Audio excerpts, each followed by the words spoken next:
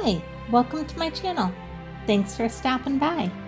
If you like this video, please consider giving me a thumbs up and subscribing. Now today I'm going to show you how I decorate my living room Christmas tree. And hopefully you'll get some tips and some advice and some encouragement to decorate your Christmas tree. So let's get started. I start with a 9.5 foot Christmas tree that is not pre-lit. I go ahead and I just string some lights on it. I don't do anything fancy with them. As you can see here, you can even see the strands of the lights. Excuse the mess in the living room as I'm getting ready to put the tree up. I'm going to start with 4 of these poinsettia garland. Now you don't have to use poinsettia garland like this. You can use just bushes of poinsettias or even individual poinsettia flowers if you have some of the large flowers. And what I do is I just go and I start making rows of my poinsettias. And I ended up putting about 6 rows total on. You can do more or less depending on the size of your tree. It's completely up to you. Now here's a bunch of the poinsettias that I purchased last year at the 75% off sale at Meijer's. They were only $10 for the bunch of poinsettias, and I got it much less because I got them on sale. Now I add in my angel at the top because she's the same color as all my poinsettias, and then I just add row after row of my poinsettias. And I even add another row in at the very bottom that isn't shown up on here yet, but that really takes up a lot of room on your Christmas tree and adds a lot of filler, and you got a lot of bang for your buck using the large poinsettias like this. Now if you do have the garland but you don't have enough of it to stretch as far around your tree as what you would like, go ahead and just add in a few of those bunches of garland that you've cut off and have individual picks now, and just add those in, and nobody will even notice that you've added more. And really, it's actually easier using the individual poinsettias like that than the garland, because if one is out of place or you want to change one up, it's much easier to actually do that with just one than if you have a whole garland. Then just stand back and look at it, see if there's anything you need to fix on it. Like on mine, on the bottom right hand side here, you can see they're kind of squished together and one was a little lower than the other. I just go ahead and easily pull those out, readjust them.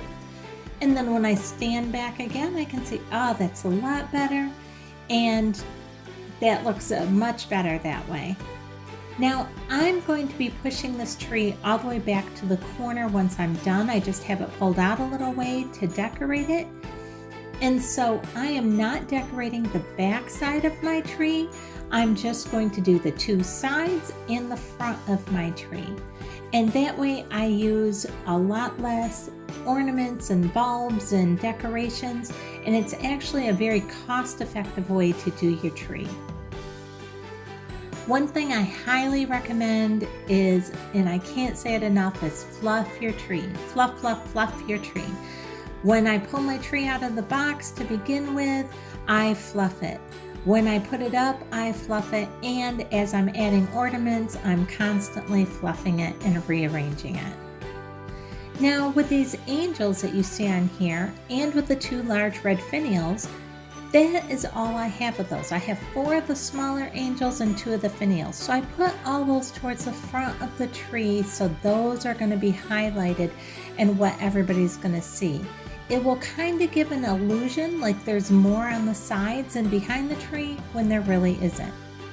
I have 2 boxes each of these Martha Stewart teardrop ornaments that I'm going to put on the tree. I have these off-white bulbs, and I also have some gold bulbs, and they're a frosted gold bulb that I use on my tree. The white and the frosted gold bulbs that you can see here, they're actually pretty old. They're probably 25 years old. I probably should replace them, but I just love the coloring on them.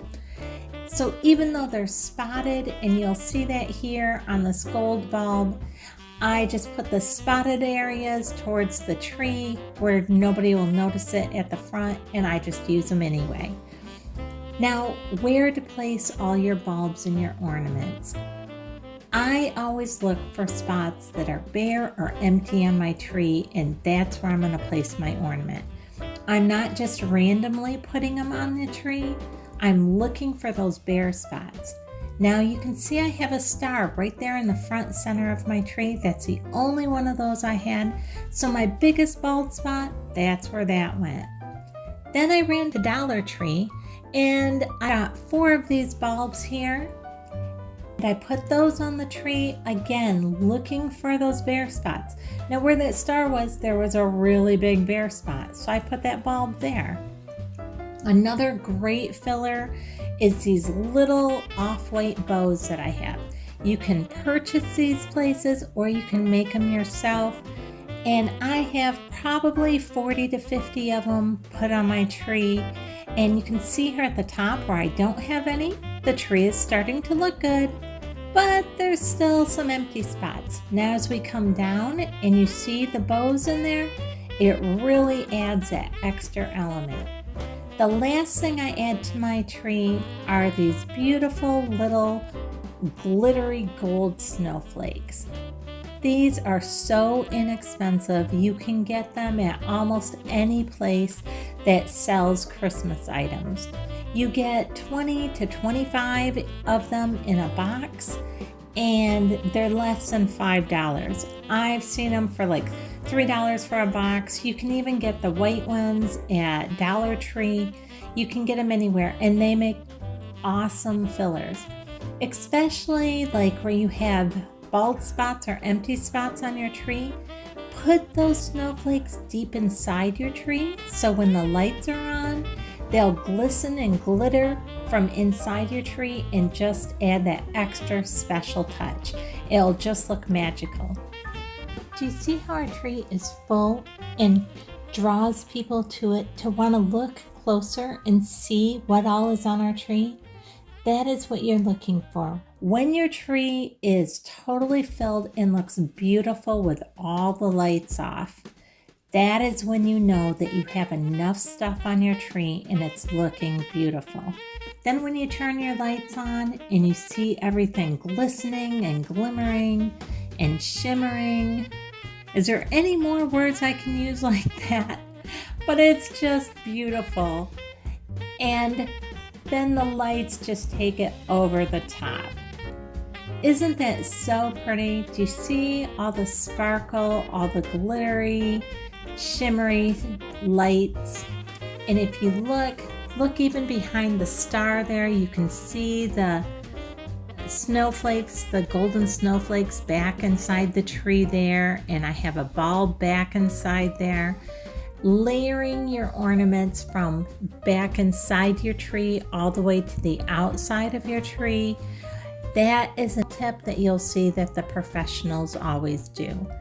And you notice that when I strung my lights at the beginning of this video and you saw them, that it was like, oh my gosh, are you gonna leave your lights looking like that? You can see the strings everywhere. Notice how now, once you have everything on, you don't even notice the strings there because everything is so pretty and everything covers that. So you don't really need a super expensive tree. You don't need a ton of really expensive ornaments. Put your standout ornaments that you really love, put them on the front of your tree, fill in any gaps and holes, and then use all your regular ornaments to just fill everywhere else around your tree. One thing I would suggest is spreading out your colors. Don't have like all your reds kind of concentrated in one area and all your whites in another. Spread your colors out so your eye is going everywhere when you're looking at your tree. And if you're on a budget, consider using large ornaments or large flowers like I did here with the poinsettias. It takes up a lot of room, but you get a lot of bang for your buck out of them. And your tree will look absolutely beautiful, and you'll get many, many compliments. Now, one of the next videos I'm going to upload will be a woodsy themed tree. It'll be a lot smaller tree, but it's going to be just as beautiful, but with a definite woodsy feel to it. So if you'd like to see that video that I upload later this week or the beginning of next, then stay tuned and keep an eye out for that video. Thanks so much for watching. Now, if you like this video, I'd really appreciate it if you give me a thumbs up, subscribe, and hit the bell so you'll be notified the next time I upload that next video. Thanks so much for watching.